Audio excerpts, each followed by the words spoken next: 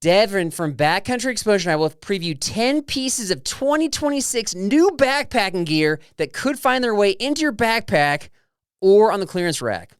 Let's find out.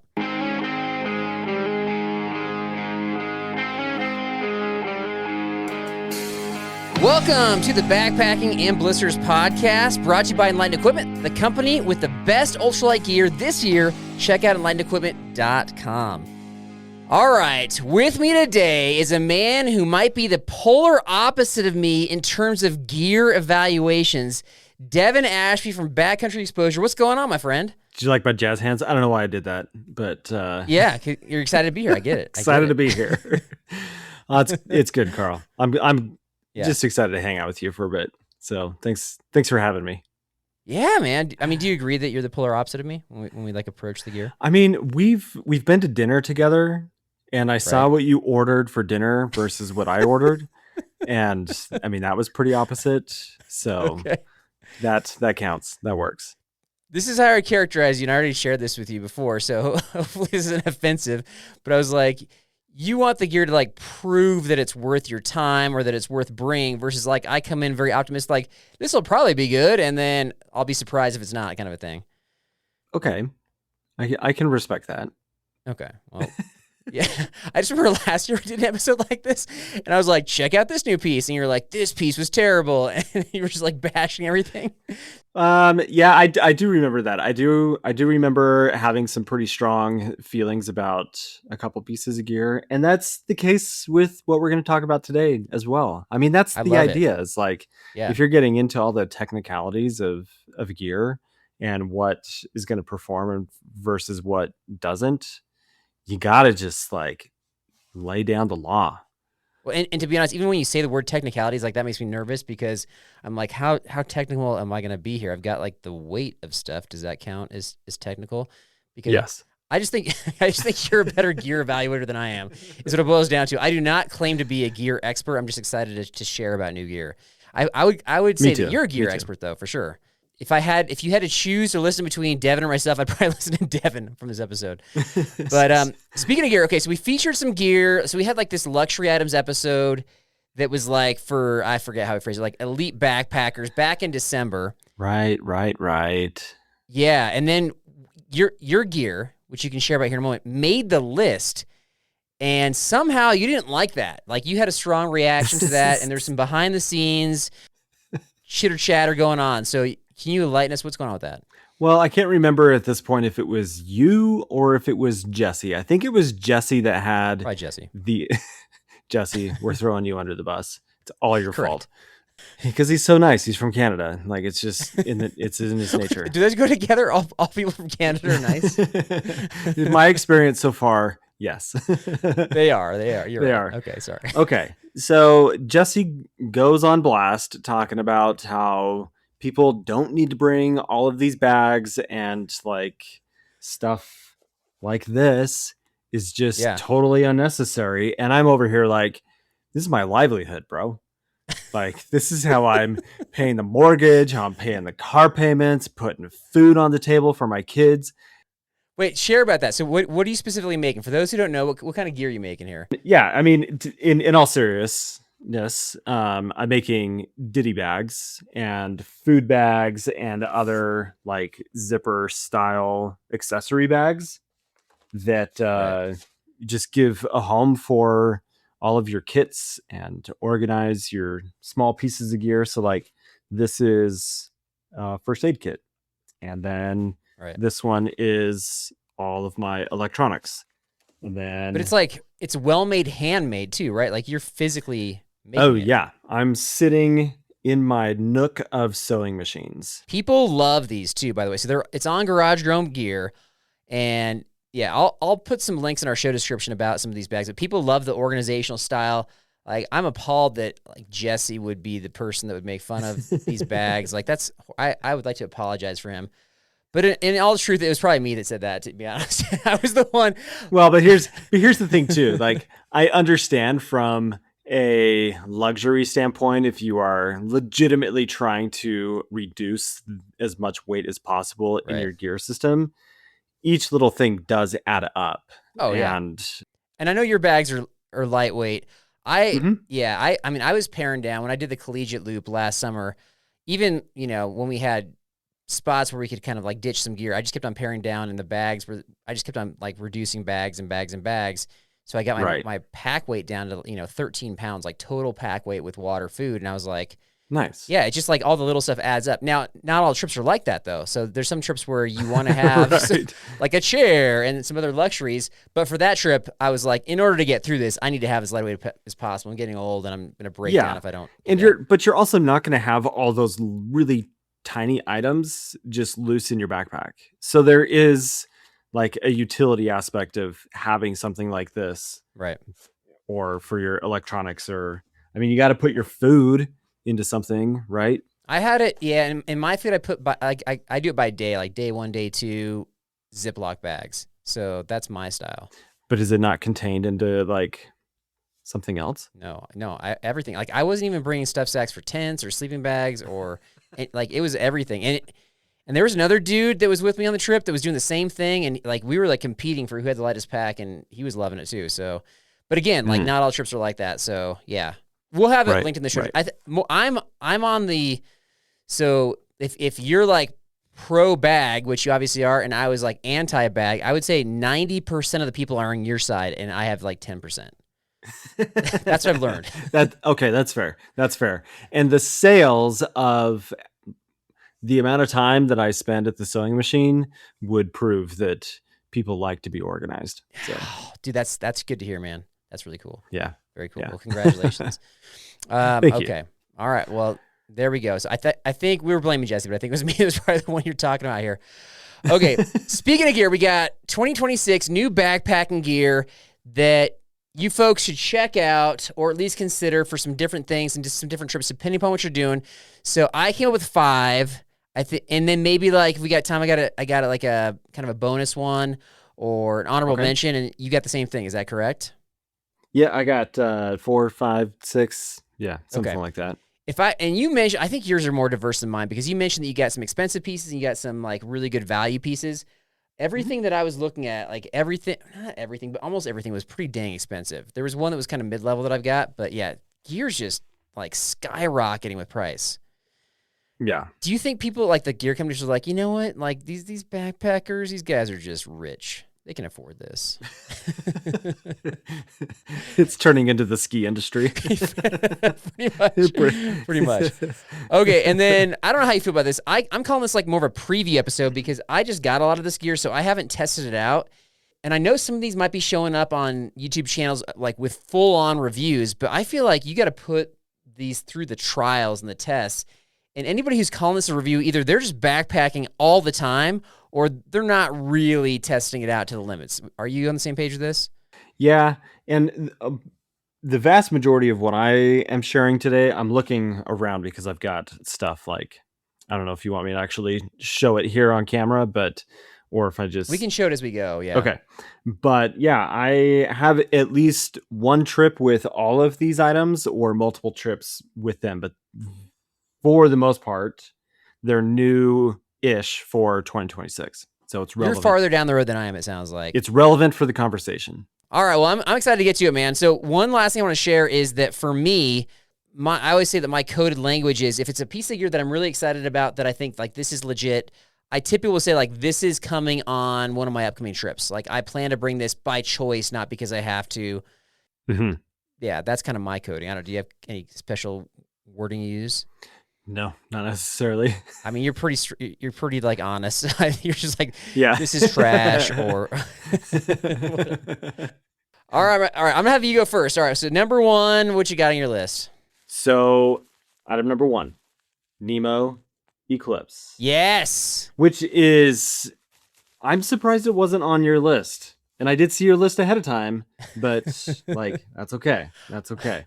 I haven't used it yet. One of my buddies got one of those. We're trying to be diverse here, but this sleeping pad, it checks all of the boxes of like being under $200 and having a high R value and from a reputable brand that is known for, when they say this is the R value, that you can expect it to perform within the realm of that and it being a good product. Right. I've had 3 nights on that pad so far. Wait, in the backcountry. In the backcountry. Yep. Okay. Well, last year you were talking about like testing out one of the thermos pads in your living room, so that's why I'm clarifying. Yes. Do you remember that? Yeah, I do remember that. And that pad, I got rid of it.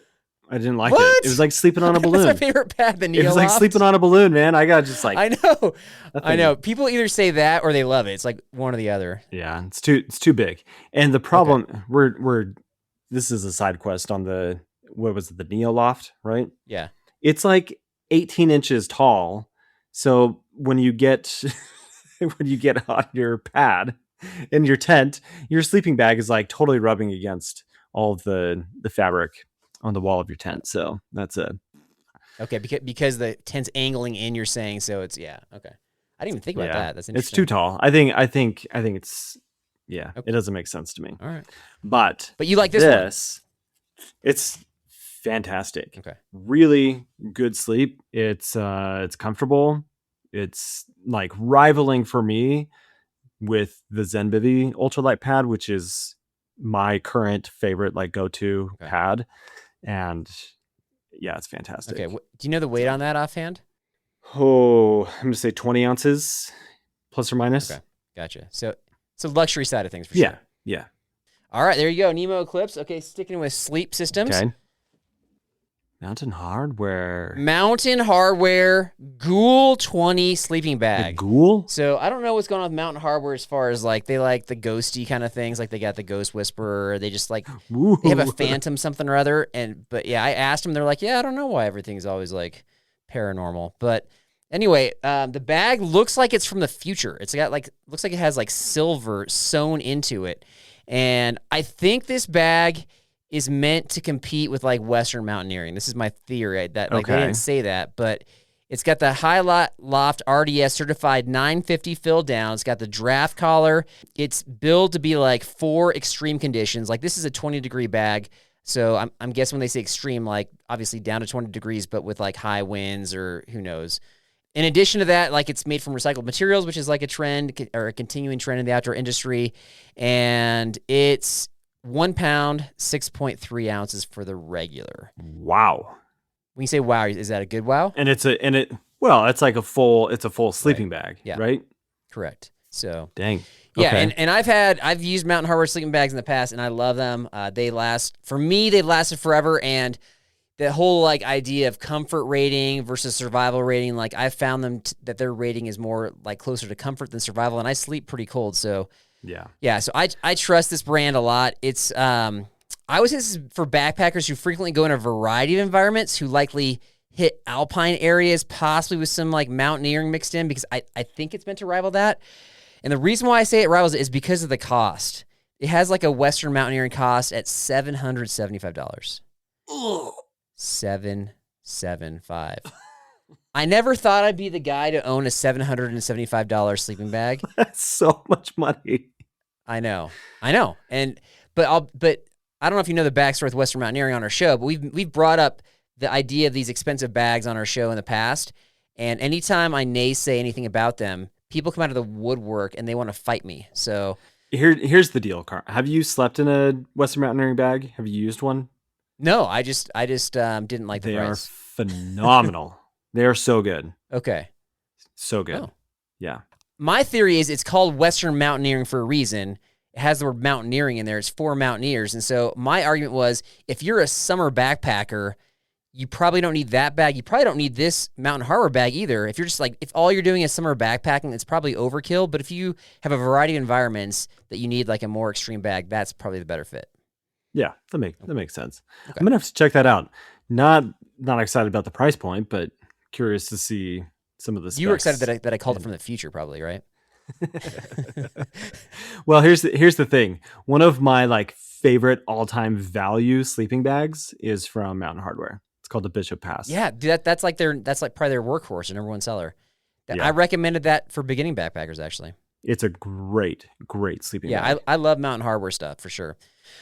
All right, so okay. What else you got? Next one. Okay, sticking with the sleeping trend. Okay, I've got the Cumulus Panyam 450, but custom sleeping bag. Okay, custom. I've taken this bag out on my last 3 trips in the Grand Canyon and then 2 back-to-back weekends in the Escalante region. It's amazing. It's a really good value, under $400, and comfort. The brand is Cumulus? Cumulus, out of Poland. Okay, I have not used this brand. Yeah. I have several of their bags, and they are quickly becoming one of my favorite outdoor brands. Wait, if you have several of their bags, and then you probably have bags, other brands, like, do you just have like a closet full of bags hung up, or what's going on? Like, oh man, the amount of down, I could like probably insulate my house with the amount of down that I have. Dude, that would be hilarious. Like, pick on, one of you YouTubers that has 80,000 plus subscribers, be like, all right, like, you can't lend out or sell your sleeping bag. Just try to see if you can fit that stuff in the walls. Yeah. Justin Outdoors is probably the only person that maybe has more down insulation at one place than what I've got. But yeah, I'm not that person, folks. Like, I mean, I typically hang on to bags or I'll give them away like for newer backpackers, but I'm always inviting new folks and stuff, but I can't the bags take a lot of space and you got to treat them well. So they do. Yeah. I do the same with students. I lend out a lot of my gear. Yeah. But all right, next one I got. This one surprised me with how much I like this. This is the update of the MSR Hubba tent. It's the HD tent right here. The Hubba is like, that tent's been around forever. It's got like the funniest name for a tent. Mm-hmm. Cascade Designs is the parent company. I've been a fan of their stuff for like 30 years. So, all right. I was like, all right, update. So what does this really mean? It's still going to be like a heavier tent. It's still going to be, not going to compete with ultralight stuff. They've got some pretty cool stuff. Okay, so it's a 3-season tent, but it's meant to be like a heavy-duty three-season tent with their waterproofing, like their stable poles. It's freestanding. They have minimal mesh, but they built in micro mesh panels, and they upgraded their fly vents for breathability to minimize condensation. They've got they were very intentional with like big gear lofts and tech-friendly pockets so that like the cords can come out of the pocket. So like very intentional about those things. But here's the thing that I thought was really interesting is that they have it. So they've got a rectangular floor, and a lot of tents don't have like true rectangles to eliminate pad overlap if you have like oversized pad like the one you mentioned. And they showed this, like there's like a video on this where if you turn the rectangle like a different way, and you have a narrow enough pad, you can turn a 3-person tent into a 4-person tent by just basically turning the tent 90 degrees. Oh yeah. Yeah. Yeah. I've seen that. And then, I don't know if they didn't show extra wide pads when they did that, so I don't know if it works with those, but they even have like a hang line inside the tent where you can hang like wet gear clothing. They have a roll top stuff sack. So if you're ever like fighting to get your tent inside your stuff sack, this one has a roll top, so you just kind of shove it inside and you can kind of roll it down to tighten it up. I was like, dude, that's pretty luxurious. Yeah. And so the minimum weight, like not including, like the stakes and the stuff sack is, so for a 2-person tent, it's 3 pounds, 9 ounces, or about 1.7 pounds per person. So it's not like ultralight, but it's not the heavy tent that I was expecting. I'm actually pretty excited about this one. Do you want to hear my problems with that tent? Oh, here it comes. What you got? Have you tried this one out? I haven't tried the HD. I have tried the Hubba LT1. Okay. Can I predict what your problem is? Okay, let's hear it. You don't like the name. Oh, I don't care about the name. Okay, sorry, go ahead. But I don't like the roll top. Like, you don't like it? The stuff bag thing. Okay. Like, no. Tent companies need to get out of the mindset that people put their tent all together as one piece into their backpack. Backpacks aren't shaped that way. Well, I don't even bring the stuff sack anyway, but I use it for storage, and so I like that idea for storage. I guess that's okay. I'll give you that. Okay. Yeah, I think this is good if you want a sturdy tent that's not going to be flimsy and flying around with wind, and you just want like a real tent that's going to be cozy. I think it's good.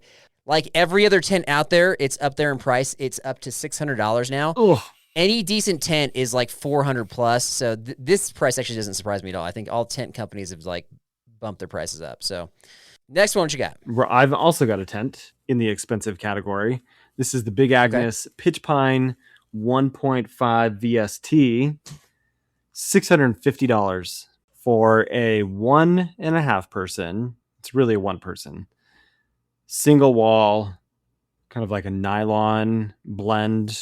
All the brands are coming out with the fancy like Hyperbead fabric or the Osmo fabric or other things that are supposed to be like nylon that doesn't stretch anymore. But anyway, this tent is pretty similar in its style or design to the Tarp Tent Rainbow. And I'm actually working on a video that shows a difference in a $300 tent versus a $650 tent. I'm not sold. I'm excited about that video. First of all, why aren't you sold on this tent? I feel like we're over engineering tents when you have something like the Tarp Tent Rainbow that has like very traditional kind of things going on with it that makes it so it doesn't cost an arm and a leg and a kidney. Right. And this uses like welded seams, so there's no stitching on like the Rainfly, which is cool, but is that totally necessary? We have decades like of time of tents that have a standard like flat fell seam across the top and then seam tape. So I don't know what the reason needs to be for crazy engineering like that to like shoot the cost up of a tent. Have you ever talked to a tent engineer or whoever designs tents? Does Dan Durston count? Yeah, I guess. Yeah, but I mean specifically like about like where you've suggested that people are over engineering. Like, have you had that conversation? Yeah, I've had minimal conversation on that front with like Henry from Tarp Tent, or in just sharing feedback and information of things. Like I sent Big Agnes a laundry list of questions, things that I take issue with on this tent. That's interesting. Yeah. You talked about some Big Agnes stuff last year you weren't too thrilled about either. So talking about over engineering, I actually noticed over engineering with packs with a very simple issue. And I don't know if I don't have any packs on my list today. I think we're gonna do a separate packs episode in the future, but like I've noticed that so they're trimming weight wherever they can, obviously. And one of the ways they try to trim weight is with clips. They'll like shave a gram off of the cumulative clips, and they make it so they redesign it, or they make it so small that you physically can't, like you have to use both hands to clip it, and you have to like focus. I like this clip needs my full attention to get it clipped. So have you noticed that too? On some packs. I've multiple brands. I'm not picking on one brand. Yeah. Multiple brands. It's kind of across the industry with everybody trying to, as the ultralight pack thing has really moved into the mainstream packs, you're seeing it. Right. You're seeing it on that front. It could be a grip strength issue on my end too. So there's that. But all right, next one I got. You brought up a boot last time, and it kind of caught me off guard. So I was like, I got my own boot this time. So this one right here. Whoa. Is the Baffin Bruce mid boots. And if you have listened to our show a lot, I haven't been pro boot, and I'm still not pro boot for backpacking summer weather. I'm still like the trail runner guy. But I have realized over the years that trail runners aren't going to cut it with like mixed conditions, cold weather, icy conditions, snow conditions. And so I think this is the one that's going to work for you, because if you are, like they've got this, what do they call it? Some sort of like ice bite technology. Like I kind of view it like it's like a snow tire versus a regular tire, and it just gives extra grip on the ice and the snow. It's waterproof and supposedly breathable. I've never experienced that with anything, but that's how it's built. Yeah, I think this is a boot that you might want to consider if you're going to be going like 4 seasons or early spring, late fall. That's kind of where I would put this one. I say wear what works for you. Well, are you a boot wearer? I do wear boots. Okay. But it's conditional on season and what. Not in July. Yeah. So I'm also not really like a heavy trail runner user. I use like a light hiker. Okay. As my main hiking shoe. I'm more trail runner guy, and that's worked for me. But yeah, so I would put this boot in that kind of mixed Like I said, mixed season category. It's $250 is kind of the going rate for like higher end, high quality boots that'll last for a really long time. And so, yeah, that's where I put this one. Next one. We're going to talk about the Outdoor Vitals Zulu down jacket. Oh, you are talking about this one. I thought you weren't going to talk about this one. Did I just take it from you? Curveball coming. I gotta keep you on your toes. It's just a cool jacket. And I've been using their Vantage Alpine jacket, which is a much heavier weight. This one is, I think it's like 11 ounces for a size medium. Correct. And it's great for just those 3-season pursuits. Pairing it with a nice mid layer, you can get down into some pretty cold temperatures. Right. The issue that I do have with it's a little long in the torso, so I find that it sneaks down around my butt. Some people like that. Then when I sit down, it's like caught on and I have to like pull it up. Oh, interesting. And it's a little tight around the waist.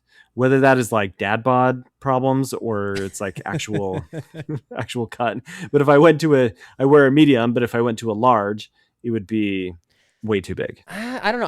I typically wear a large, but I'm kind of like a tweener size, and so I actually got one of these as well, and I got an extra large, and it fits me perfectly. Yeah, I'm gonna kind of piggyback on. I'm gonna chime in on yours here. So it's 3 ounces heavier than your Ghost Whisperer, but it's like about $100 to $150 cheaper. I would put this in like the mid-level range in terms of cost and better durability. Like I've been trying to find a good down jacket, and like based on recommendations, I ended up buying the Decathlon jacket, which is like more the budget version, and that did not do it for me. And this one is significantly warmer with the 900 down, and yeah, this one I'm actually going to bring on my next trip to the Wind River Range, cool. like in August. Like this will go in my pack. Nice. That was one that we both had, but let's see. I'm going to do, since I kind of piggybacked on that one, I'll just do a quick shout out one for my number 4. All right. I can't believe this exists, but it does right here. This is a Jetboil. I can't get away from the Jetboil. It's a 1.8 liter Flash Java. 1.8 liters. That's big. Yeah, it's big. It's like, yeah, I'm like, okay. So the only scenario I could think of where like somebody might use this for backpacking would be if you're the head of a Boy Scout troop and you're bringing one stove and you're just going to be like constantly boiling for people. And so collectively it's worth the wait. But I think more realistically, this is a really good option for car camping. Yeah. We bring our Jetboils for car camping. I could easily see this if you have a group and you want to make some coffee and you want to make it for the masses. So I think this is good. It's got... Does it have like the French press built into it as part of the kit? Cool. Yeah, correct. And it's not like egregiously weighted. I think the typical Jetboils are a pound. It's a pound 4 ounces, which isn't like that much heavier for what you're getting, but just the bulk of it is going to be, it's just going to be bulking your pack. Like I don't know. We always bring the Jetboil car camping, so I could absolutely see this. My wife likes to try to get me to bring the Jetboils for backpacking. She just loves them so much, so that's kind of like an ongoing battle I have. All right, Devin, it's time for our top or our summit answer, brought to you by Summit Something. If you're still bringing a beat-up cardboard sign to the summit, it's time to upgrade your gear list with Summit Something's ultralight packable summit flags designed for hikers and climbers who want to capture the moment and keep it forever. These summit flags feature clean, iconic designs of the peaks you've climbed for epic summit photos.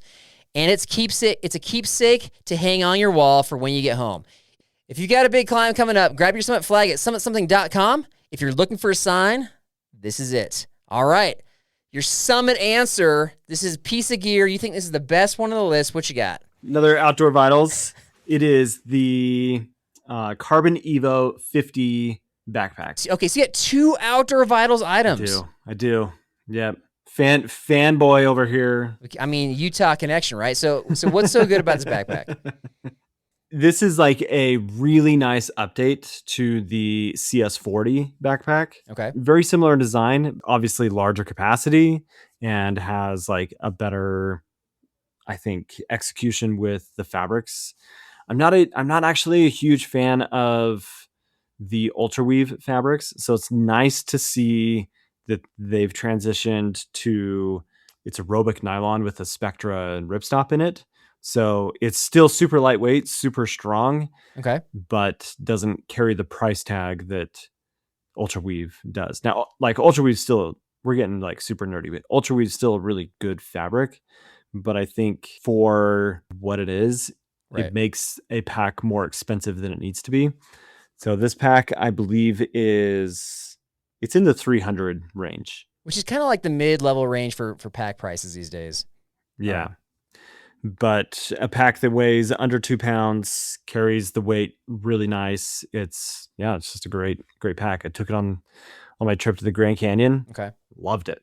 Correct me if I'm wrong, but I believe this pack is not adjustable. No, it's not. It has a fixed torso, but you can change the hip belt size. Okay. And there's 3 torso sizes available. And that's where I'm seeing a trend. Like I saw multiple packs, like brand new packs, ultralight packs, sub 2 pound packs that are not adjustable. I don't know if I'm just like really picky, but I feel like it is hard to dial it in for me to get it right, like that hip belt right on the right spot. And so do you have a challenge with that, or is that? I think I fit into the sweet spot, an 18.5-inch torso.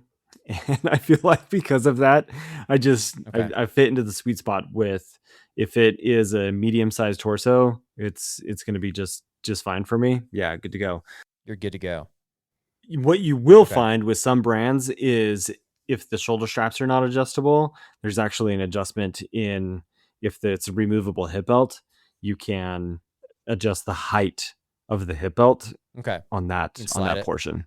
Yeah, but I haven't seen that as much, to be honest. Maybe I'm not paying attention, but I'll look into that. But okay, so that's your summit. Oh, man, all right. Outdoor Vitals made your list twice, and it made your summit answer. My summit answer, I can't believe that this is my summit answer. Like, I can't believe that this is it, because I'm always suggesting not to bring bear canisters, and I got a bear canister as the best one.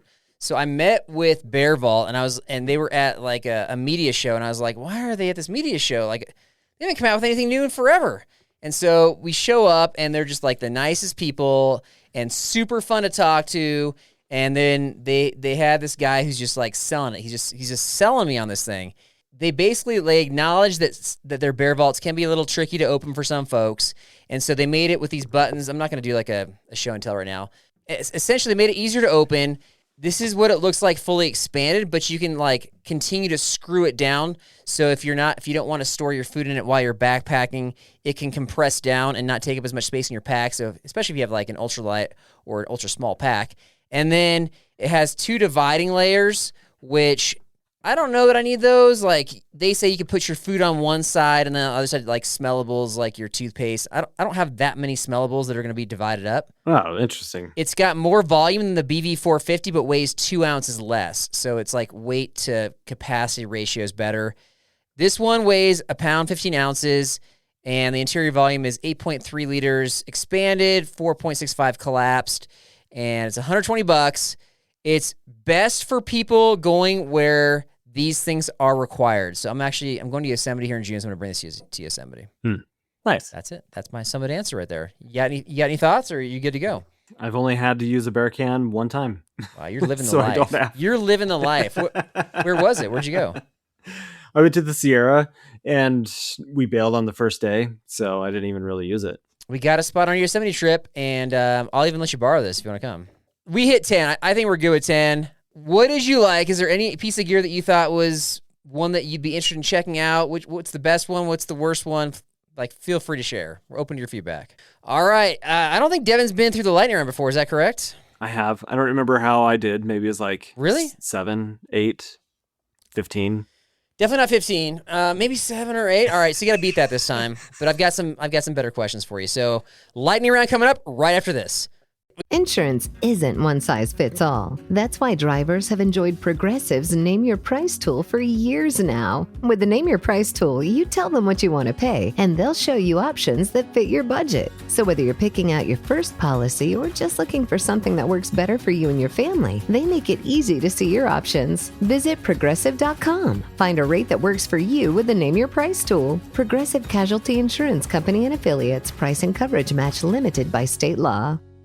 You got Devin for the lightning round, which is brought to you by Magnet Designs, handmade to order in Bend, Oregon. Magnet Designs gives you the most vetted backpacking products with the smallest environmental footprint, Through hiker design, tested, built, known. Check out the Alpha 90 hoodie using Polar Tech Alpha Direct fabric. It's ultralight, compressible, hydrophobic, breathable, quick drying, and just 4.5 ounces. And it's coming on my next Yosemite adventure. Google magnet designs for the best backpacking gear. All right, Devin, you got a minute? I think the current leader, not this season, but just like overall, is Justin Outdoors. I think he hit like 13. Justin. Jesse, Man. I think was close, if not the same. So, yeah. I've got some, I'll be honest, I got some tough questions. So I don't know if you're going to get to 13. These are some tough ones. Let's go. All right, timer starts after I ask the first question. Here we go. If there was a movie made about you, which actor would play you? Tom Hanks. Your favorite gear company besides yours? Cumulus. Favorite school subject? Not math. A bad habit you have? Popping my knuckles. How much is a Waymark backpack going for on eBay right now? Oh, we'll say a little under retail, $250. A gear company that's disrespected you? I don't want to answer that. Okay. An unexpected skill you have? I'm great at sewing. Something you're afraid of? Falling. Favorite trail snack? Currently, built puff bars. And time. All right. So you skipped one, and so I think you got 9, which is more than it sounds like you got last time. So it's an improvement. Nice. I found one Waymark backpack on eBay right now. So that's Devin's old company. It's going for $430. Whoa. $430. Yeah. Whoa. You have to send me that link. I got to see what this is. I mean, there's only one on there. So if you just type in Waymark backpack, like it'll pop right up on eBay. Okay. Let's see here. Other things. Tom Hanks. So you're a comedian, is what you're saying? Is that what's going on here? No, Tom Hanks not a comedian. Yes, he is. Like, look at Toy Story. What are you talking about? Are you Woody from Toy Story? No, I just really like Tom Hanks' movies. Okay, so later years, Tom Hanks where he's doing more dramatic stuff. Yeah. All right, fair enough. Okay, well, thanks for playing along. I appreciate it. I got a couple tidbits. First one is we have a new Patreon supporter, Matt from Colorado, my home state. He's got quite, like, for a Patreon supporter, he's got quite the backpacking resume. He's like buddies with Andrew Skirka, and he's working for a guiding school. And so I guess if he comes on a future Patreon trip, maybe I can like learn some stuff from him, because like I've never had a guide or somebody even who's been trained as a guide on a trip before. He's currently working on a hot tent ultralight setup and freeze drying his own food. That's pretty high end backpacker, wouldn't you agree? Yeah, that sounds amazing. All right. Yeah. So Matt, thanks for supporting us. It keeps our show going. We really, really appreciate it. All right, Devin, tidbit for you. What's going on with your YouTube channel? You mentioned you're not posting as much. Anything you want to share about your gear company, YouTube, anything you got going on? Yeah, my main focus right now is just growing the gear business and spending a lot of time at the sewing machine. I've got new products that I'm designing and working on, so that's the main focus. And I'm like not taking a back seat necessarily with YouTube. I'm just prioritizing my focus, and YouTube is like I'm trying to make it more hobby centric. Oh, okay. That's where I'm at, but still regularly posting, at least try for once a week, but sometimes it's every other week. So you mentioned new stuff. So is there anything you want to like, I don't know, tease us with that's coming out that we can maybe... This is like a fairly simple, basic thing. This is a 3-liter and also a 5-liter size roll top food bag that just adds to a series of bags that I call the Avon roll top food bag. So these will be like 3-liter and 5-liter sizes that are just smaller, because the food bags are 8 and 12 liters. So that's interesting. So on a 4-day backpacking trip, what size food bag are you bringing? On a 4-day, either like my hard trip. 6.5 liter size zipper bag or my 8-liter roll top. Not sure if that'll be out by the time this episode drops, but we'll have that. Like I said, we'll have your gear linked in the show description. You want to check that out. It is very popular. You sell on Garage Grown Gear, and is there any place else to get it? I've got a few. Outdoor Vitals carry some of the stuff. I've got a few like little outfitters, like brick and mortar stores. Okay. As well as Valley and Peak in the UK. Oh, okay. Gotcha.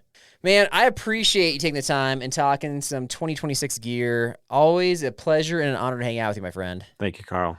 It's a good time. It's a good time. Yeah. All right. And remember, folks, backpacks don't gossip because they just hold everything inside.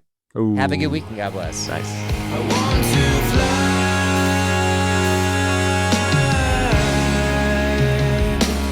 around the world. B&B, it's rock. Jennifer is still continuing to improve. Definitely some down days, but there are a lot more up days than down days. I just praise the Lord for it. And thank you for your continued prayers. I know a bunch of you are still praying. There's up days and down days, and a lot of times I need to gear up for those. I'd like some new gear rather than when she's down trying to come up with the same old joke or a variation of it, right? I got to try to get something new, new geared up jokes type thing. And when it comes to backpacking, I would like to see one piece of new gear come out in the backpacking world. You've heard of the Aqua Clip. You know how much Carl hates it. I can't even remember when he used it or anything like that, but I still know that he has like kind of anger rage toward it. And I think it's merited, not sure exactly, but I've got something that's, I think could be way better than the Aqua Clip. And that is the football clip. For those of you that like to carry footballs on the trails, but sometimes you're hiking in the rain or going down rocks that are really slippery. So you need both hands, and it's kind of hard to use both hands when one of them is 5 points of contact on a football. There's got to be a football clip where you can just clip that football on, or maybe clip it in. I don't even know what the terminology would be because I'm not even sure exactly what it would look like, what the design would be. But yeah, a football clip, folks, I think that would make any trip just a straight up touchdown. If you like the show, please take a moment to rate, review, and subscribe. It really does help the show to grow. Thank you for listening.